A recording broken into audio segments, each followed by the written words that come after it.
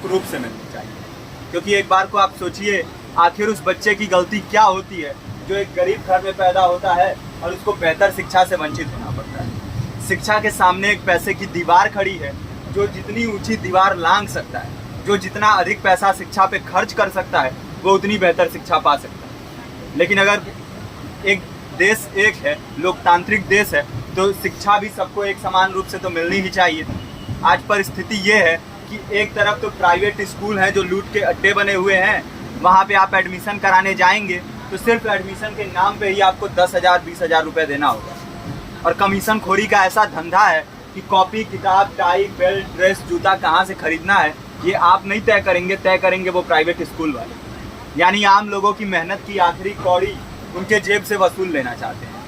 और दूसरी तरफ सरकारी स्कूलों में न तो पर्याप्त टीचर हैं, न पर्याप्त बिल्डिंगें हैं। 2019 का ही ये पुराना आंकड़ा है कि हर 100 में से 52 स्कूलों में या तो एक टीचर हैं या 2 टीचर हैं, और उन्हीं टीचरों के ऊपर जिम्मेदारी थोप दी जाती है कि जनगणना करो, मतगणना करो, पशु गणना करो, तमाम काम करवाए जाते हैं। और 19 के बाद से तब से कितने टीचर रिटायर हुए होंगे, और 18 के बाद से कोई टीचर की वैकेंसी भी नहीं है।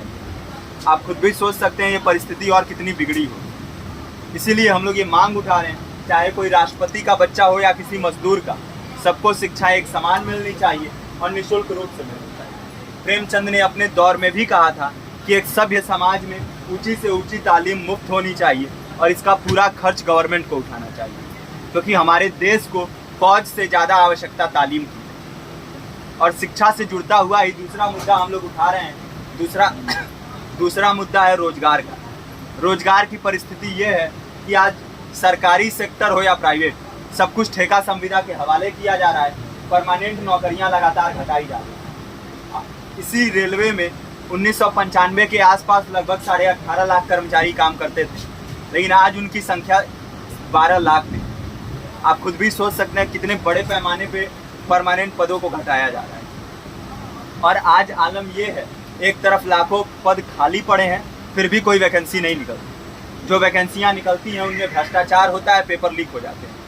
RO, UP police, BPSC, SSC, CGL, ऐसे तमाम पेपर लीक हो चुके हैं, आप लोग भी जानते ही हैं। अभी नीट की धांधली में ये पता चला कि एक एक पेपर 30 लाख से 50-50 लाख रुपए में बेचा गया।